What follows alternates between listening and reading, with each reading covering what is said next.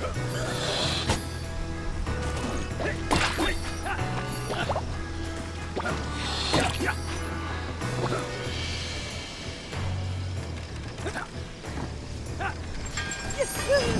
blade.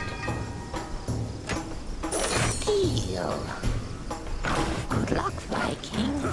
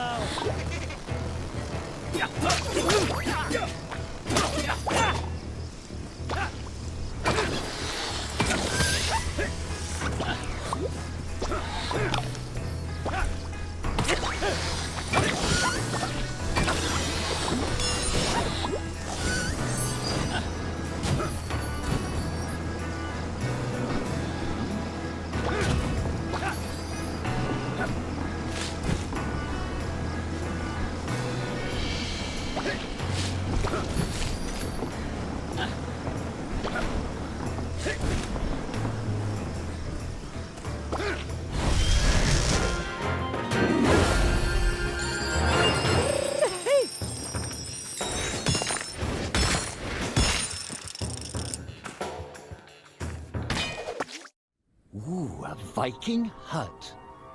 It was strange there was one so deep in the forest. Could this be the place the goblin spoke of? Perhaps inside there were answers. The hut was abandoned, All that remained was a book.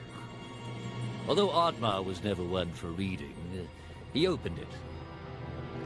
Inside the book it read, Diary of Vaskar, the Disgraced.